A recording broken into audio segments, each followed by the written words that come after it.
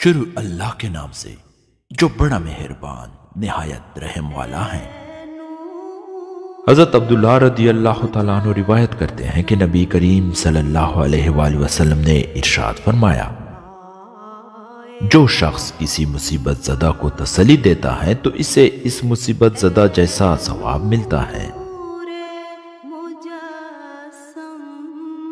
حضرت محمد بن عمرو بن حزم رضی اللہ تعالیٰ عنہ روایت کرتے ہیں کہ نبی کریم صلی اللہ علیہ وآلہ وسلم نے ارشاد فرمایا، جو مومن بھائی اپنے کسی مسلمان بھائی کی مصیبت میں اسے صبر و سکون کی تلقین کرتا ہے، اللہ تعالیٰ قیامت کے دن اسے عزت کے لباس پہنائیں گے۔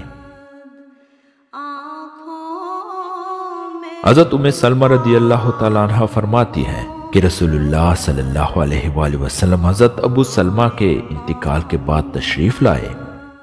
حضرت ابو سلمہ رضی اللہ تعالیٰ عنہ کی آنکھیں کھلی ہوئی تھی۔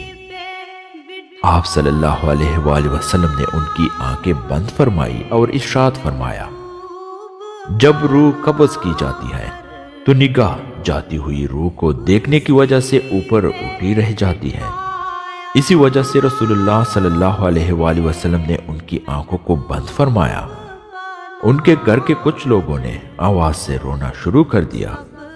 ممکن ہے کہ کچھ نامناسب الفاظ بھی کہہ دیے ہوں، تو آپ صلی اللہ علیہ وآلہ وسلم نے ارشاد فرمایا، تم اپنے لیے صرف خیر کی دعا کرو، کیونکہ فرشتے تمہاری دعا پر آمین کہتے ہیں۔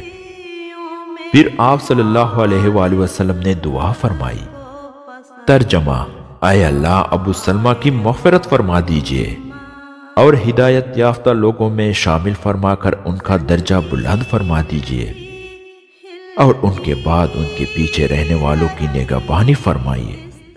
رب العالمین ہماری اور ان کی مغفرت فرما دیجئے، ان کی قبر کو کشادہ فرما دیجئے اور ان کی قبر کو روشن فرما دیجئے۔